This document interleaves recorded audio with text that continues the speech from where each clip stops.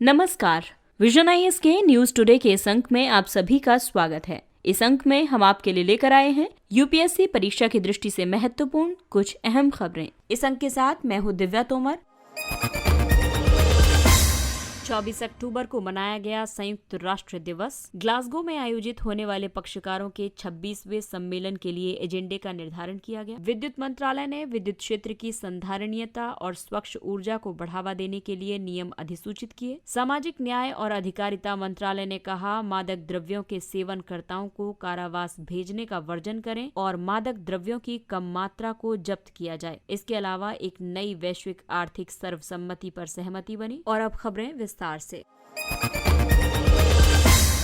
24 अक्टूबर को संयुक्त राष्ट्र दिवस मनाया गया। इस उपलक्ष्य पर प्रधानमंत्री ने संयुक्त राष्ट्र के अंतर्गत विभिन्न क्षेत्रों में किए गए भारत के योगदानों को रेखांकित किया। संयुक्त राष्ट्र वर्ष 1945 में स्थापित एक अंतर्राष्ट्रीय संगठन है। इसकी प्राथमिक भूमिका वैश्विक शांति और सुरक्षा को बनाए रखना है। भारत यूएन का संस्थापक सदस्य है। आइए अब बात करते हैं भारत और संयुक्त राष्ट्र की। उपनिवेशवाद और रंगभेद के विरुद्ध संघर्ष में भारत ने संयुक्त राष्ट्र का समर्थन किया है। भारत औपनिवेशिक देशों और नागरिकों को स्वतंत्रता प्रदान करने की घोषणा का सह प्रायोजक था। भारत संयुक्त राष्ट्र में रंगभेद का मुद्दा उठाने वाला पहला देश था। भारत नस्लीय भेदभाव के सभी रूपों के उन्मूलन पर अभिसमय के आरंभिक हस्ताक्षरकर्ताओं में से एक था। इसके अलावा भारत ने शांति स्थापना में भी संयुक्त राष्ट्र का सहयोग किया है। भारत ने पिछले कुछ वर्षों में 49 संयुक्त राष्ट्र शांति स्थापना मिशनों में 2.5 लाख से अधिक सैनिकों को तैनात किया है। हाल ही में भारत ने विश्व भर में संयुक्त राष्ट्र शांति सेना कर्मियों के लिए कोविड-19 की 2 लाख खुराक प्रदान की है। भारत लाइबेरिया में संयुक्त राष्ट्र शांति स्थापना मिशन के लिए गठित पुलिस इकाई के लिए एक पूर्ण महिला दल को तैनात करने वाला पहला देश था। विकास और आर्थिक मुद्दे की बात करें तो व्यापार एवं विकास को बढ़ावा देने के लिए वर्ष 1964 में संयुक्त राष्ट्र व्यापार और विकास सम्मेलन अंकटाड की स्थापना में भारत की महत्वपूर्ण भूमिका थी। भारत ने विकासशील देशों को आधिकारिक विकास सहायता के प्रवाह को बढ़ाने की आवश्यकता पर बल दिया है। वहीं आतंकवाद या मानवाधिकार को लेकर के भी भारत और संयुक्त राष्ट्र के विचार साझा हैं। भारत ने अंतर्राष्ट्रीय आतंकवाद पर एक व्यापक अभिसमय का प्रारूप तैयार करने की पहल की है। भारत ने मानवाधिकारों पर सार्वभौमिक घोषणा का प्रारूप तैयार करने में सक्रिय भूमिका निभाई है। भारत संयुक्त राष्ट्र में सुधार और पुनर्गठन का समर्थन करता है। भारत संयुक्त राष्ट्र सुरक्षा परिषद में सुधार और विस्तार पर G4 जिसमें कि भारत, ब्राजील, जर्मनी और जापान शामिल हैं, तथा L69 जिसमें कि एशिया, अफ्रीका और लैटिन अमेरिका के समान विचारधारा वाले देशों के समूह के साथ सहयोग कर रहा है। अगली खबर जलवायु परिवर्तन से संबंधित है। ग्लासगो में आयोजित होने वाले पक्षकारों के 26वें सम्मेलन के लिए एजेंडे का निर्धारण किया गया। COP26 अगले सप्ताह ग्लासगो में आरंभ होगा। इस दौरान जलवायु पर पेरिस समझौते 2015 के लिए नियमों को अंतिम रूप देने का प्रयास किया जाएगा। आपको बता दें कि इसे वर्ष 2018 तक पूरा किया जाना था। वार्षिक जलवायु परिवर्तन बैठकें 1990 के दशक की शुरुआत में आरंभ की गई संयुक्त राष्ट्र समर्थित प्रक्रिया का हिस्सा है। इस दौरान विश्व ने यह अनुभव किया कि ग्रीन हाउस गैस उत्सर्जन तापमान में वृद्धि को प्रेरित कर रहा है। आपको बता दें कि COP26 के अंतर्गत चर्चा के प्रमुख क्षेत्र हैं जलवायु वित्त। इसमें विकासशील देश जिन्होंने उत्सर्जन के स्तर में न्यूनतम योगदान किया है, वे ये मांग कर रहे हैं कि विकसित देश उत्सर्जन को कम करने और जलवायु परिवर्तन के प्रतिकूल प्रभावों से निपटने में विकासशील देशों की सहायता के लिए प्रतिवर्ष $100 बिलियन जुटाने की प्रतिबद्धता का अनुपालन करें। दूसरा है कार्बन बाजार। अनुच्छेद 6 को छोड़कर पेरिस समझौते की नियम पुस्तिका के सभी घटकों पर पहले ही सहमति व्यक्त की जा चुकी है। ये अनुच्छेद अंतर्राष्ट्रीय कार्बन बाजारों को विकसित और कार्यान्वित करने के तरीके से संबंधित है, जो कि उत्सर्जन न्यूनीकरण क्रेडिट के व्यापार की अनुमति देता है। और तीसरा है नेट जीरो। नेट जीरो या कार्बन तटस्थता के मुद्दे का पेरिस समझौते में उल्लेख नहीं है, लेकिन कोप की बैठकों से ये व्यवस्थित रूप से विकसित हुआ है। अगली खबर विद्युत क्षेत्र से। विद्युत मंत्रालय ने विद्युत क्षेत्र की संधारणीयता और स्वच्छ ऊर्जा को बढ़ावा देने के लिए नियम अधिसूचित किए। ये नियम विद्युत अधिनियम 2003 के तहत क्षेत्र की आर्थिक व्यवहार्यता को बनाए रखने, विभिन्न हितधारकों के वित्तीय तनाव को कम करने और विद्युत उत्पादन में शामिल लागतों की समय पर वसूली सुनिश्चित करने के लिए अधिसूचित किए गए हैं। वर्तमान में नवीकरणीय ऊर्जा क्षेत्र कई मुद्दों का सामना कर रहा है, जैसे कि विभिन्न राज्य नवीकरणीय ऊर्जा से खरीद में कटौती करने या सौर ऊर्जा के लिए कम प्रशुल्कों को रेखांकित करते हुए विद्युत खरीद समझौते पर दोबारा वार्ता करने की मांग कर रहे हैं। इसके अलावा तेलंगाना जैसे राज्यों द्वारा भुगतान में अत्यधिक देरी भी एक मुद्दा है। साथ ही भूमि अधिग्रहण और अनुमोदनों की प्राप्ति में विलंब, विनियामक अनिश्चितता, अपर्याप्त ग्रिड कनेक्टिविटी आदि। आइए अब आपको बताते हैं इन नियमों की प्रमुख विशेषताओं के बारे में। अनिवार्य रूप से संचालित विद्युत संयंत्र से आपूर्ति में कटौती की स्थिति में खरीदार द्वारा मुआवजा देय होगा। अनिवार्य रूप से संचालित दर्जे का तात्पर्य ये है कि संबंधित विद्युत संयंत्र को सभी परिस्थितियों में ग्रिड को विद्युत की आपूर्ति करनी होगी। इसके अलावा नवीकरणीय ऊर्जा उत्पादकों को पावर एक्सचेंज में विद्युत को बेचने के लिए और उपयुक्त रूप से लागत की पुनर्प्राप्ति करने की भी अनुमति है। ये नियम रिन्यूएबल एनर्जी उत्पादन के लक्ष्यों को प्राप्त करने में सहायता करेंगे। साथ ही ये भी सुनिश्चित करेंगे कि उपभोक्ताओं को हरित और स्वच्छ विद्युत प्राप्त हो एवं निवेश के अनुकूल परिवेश निर्मित करने में सहायता मिल सके।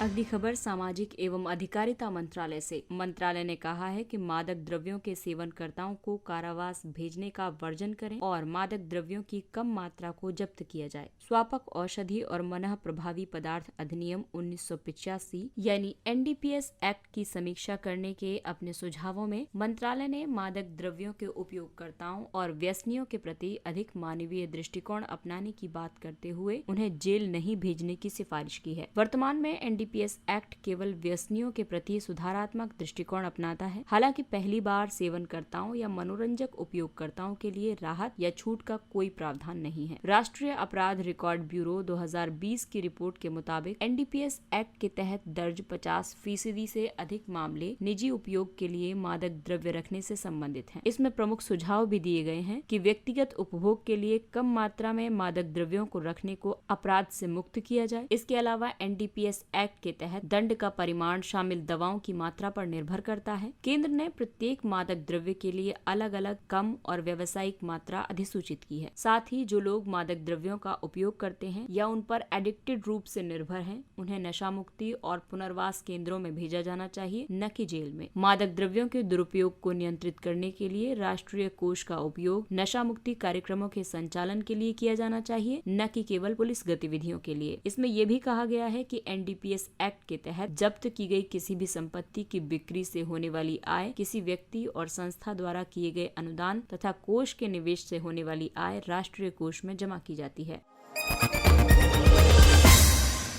एक नई वैश्विक आर्थिक सर्वसम्मति पर सहमति बनी। एक रिपोर्ट में G7 इकोनॉमिक रेजिलियंस पैनल ने एक स्थायी, न्यायसंगत और प्रत्यास्थ अर्थव्यवस्था बनाने के लिए सार्वजनिक और निजी क्षेत्रों के बीच मौलिक रूप से भिन्न संबंधों की मांग की है। वर्ष 1989 से वॉशिंगटन सर्वसम्मति ने वैश्विक अर्थव्यवस्था के लिए नियमों को परिभाषित किया है। हाल ही में प्रस्तावित विकल्प कॉर्नवॉल सर्वसम्मति है। आपको बता दें कि वॉशिंगटन सर्वसम्मति ने अर्थव्यवस्था में राज्य की भूमिका को सीमित किया है। साथ ही विनियमन, निजीकरण और व्यापार उदारीकरण के एक आक्रामकता मुक्त बाजार एजेंडे को आगे बढ़ाया है। हालांकि 2 बार, पहले वर्ष 2008 में और फिर वर्ष 2020 में कोविड संकट के दौरान वैश्विक आर्थिक संकट से बचने के बाद वॉशिंगटन कंसेंसस आर्थिक, पारिस्थितिक तथा महामारी के आघातों के प्रति प्रभावी ढंग से प्रतिक्रिया करने में असमर्थ सिद्ध हुई है। कॉर्नवॉल सर्वसम्मति पिछले जून महीने में इंग्लैंड के कॉर्नवॉल में G7 शिखर सम्मेलन में व्यक्त की गई प्रतिबद्धताओं को दर्शाते हुए इन अनिवार्यताओं के निवारण का प्रयास करेगी। आइए अब आपको बताते हैं कॉर्नवॉल सर्वसम्मति की मुख्य विशेषताओं के बारे में। इसके तहत शामिल है सामान्य हितों को बढ़ावा देने के लिए वैश्विक आर्थिक